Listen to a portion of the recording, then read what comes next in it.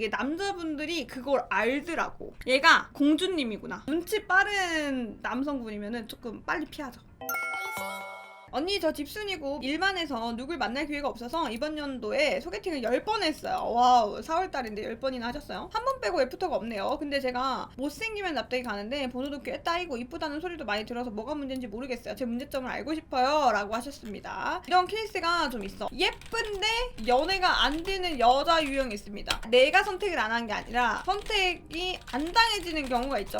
첫 번째로 안 웃는 사람. 남자분이 애프터를 하지 않아요. 왜냐면 나랑 있는 게 재미없다고 느껴지거든요. 이 남자분들이 애프터를 하는 이유는 여자를 마음에 들어서 하는 것도 있지만 요즘 제가 느끼는 점은 남자분들도 여자의 감정을 되게 눈치를 많이 봐요. 여자가 나랑 있는 거를 막 즐거워하는 느낌이 아니었어. 그러면 남자도 당연히 흥이 떨어진단 말이야. 그 사람이 나랑 있는 게 재미없어 보이는데 자기가 애프터 신청을 할 이유가 없는 거예요. 그 여자분 입장에서는 내가 되게 리액션 잘했다고 생각해. 자기가 안 웃는지 몰라요. 표정 항상 네 좋아요.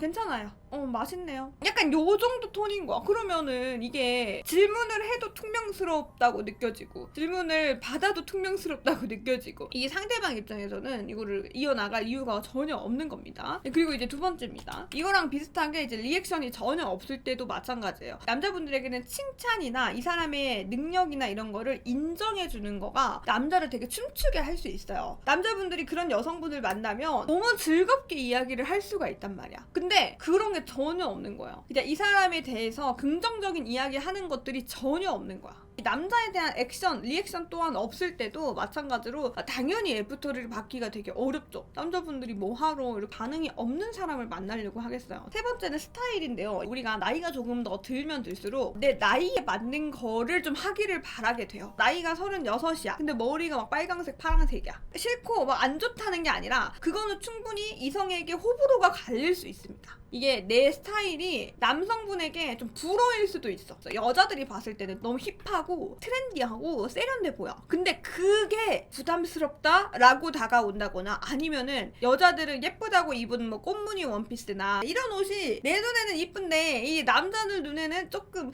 나이 든 사람들이 입을 것 같은 옷인 이런 느낌이 들 수도 있어. 그런 스타일을 봐도 좀 호불호가 갈리는 옷을 입었을 수도 있다. 그리고 이 스타일에서도 좀 중요한 게 있어요. 내가 노출이 있냐 없냐도 조금 있어요. 어떤 남자분은 이 노출이 있는 걸 좋아하시는 분들도 있겠지만 어떤 남성분은 노출이 없는 걸 좋아할 수도 있잖아요. 이 노출에 대한 유무? 약간 이런 것도 들어갈 수 있습니다. 가장 어렵다고 생각하는 말이 안 통하는 유형입니다. 흔하게 말하는 우리가 불통이다. 이 사람이랑은 말이 안 통해 이런 게 아니라 자기 얘기만 하는 경우. 남자가 질문을 했어. 그 질문을 받아서 자기 얘기를 할 수는 있잖아요. 근데 NU가 없다거나 아니면은 어떤 얘기를 해도 상대방에 대한 이야기는 전혀 없고 그냥 내가 계속 이런 식으로 이야기를 하는 거야. 상대방이 어떻게 대답을 해야 될지 전혀 모르겠는 거야. 막 혼잣말도 너무 많이 하고 티키타카가 된다라는 느낌이 아니라 저 사람 혼자만 하고 있다라는 느낌을 받을 때도 그 사람이랑 대화 자체가 통하지 않는데 이거를 다 버릴 만큼 너무나 내 이상형이면 모르겠지만 이 정도면 좀 어려울 수 있다고 생각하거든요. 이런 것도 있어.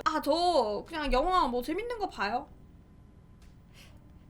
저 이번에 봤는데 그거 진짜 눈물 나더라고요.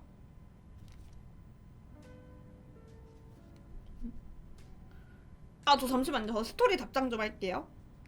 근데 문제는 이 사람은 자기가 잘못하고 있는지를 몰라. 휴대폰을 잠깐 보는 게 너무 습관이고 자기가 이게 왜 잘못된 건지를 전혀 인지하지 못하는 거예요. 이거는 당연히 이게 좀 무시당하는 느낌인 것 같아서 안 되겠죠. 다섯 번째는 전혀 표현을 안 하거나 수동적이기만 할 때도 남자분이 애프터 신청을 좀 안 하는 것 같습니다. 뭐 이래저래 다 포함되는 거긴 한데 애프터라는 거는 남자가 할 수도 있지만 사실 여자분이 원하면 여자분이 해도 상관이 없는 거거든요. 근데 내가 받기만을 원하는 거죠. 표현도 남자가 해야지. 다가오는 것도 남자가 해야지. 애프터 신청도 남자가 해야지. 장소 잡는 것도 남자가 해야지. 남자분들이 애프터 신청 안 하죠. 이거 보면 알거든요. 내가 조금 이쁘게 생겼잖아요. 그러면 내가 일상생활을 좀 살면서 어떤 작은 도움들은 남자분들이 많이 도와줬을 수도 있어요. 그 사람들이 행동을 하는 어느 정도 선이 당연해지는 게 있단 말이에요. 소개팅으로 만나거나 아니면은 내가 이성적으로 만나게 될 때는 이게 남자분들이 그걸 알더라고. 얘가 공주님이구나. 눈치 빠른 남성분이면은 조금 빨리 피하죠. 행동을 안 하는 거야. 정말 작은 것부터 뭐 숟가락 넣거나 물 담는 것부터 그럴 수도 있다. 이 5가지 이야기를 해봤는데 물론 얘기를 하다 보면 그 외에도 소개팅을 했던 남자나 혹은 만나려고 했던 남자들의 성향이 본인과 되게 다를 수도 있어요. 남자분들 같은 경우에는 같이 만나기에 좀 힘이 들 수도 있을 것 같다라는 생각이 들면 요즘은 그걸 감당하면서 시작하려고 하지 않더라고요. 그래서 어느 정도 결이나 그런 분위기가 좀 비슷한 사람을 선호하게 되는 게 요즘인 것 같긴 합니다.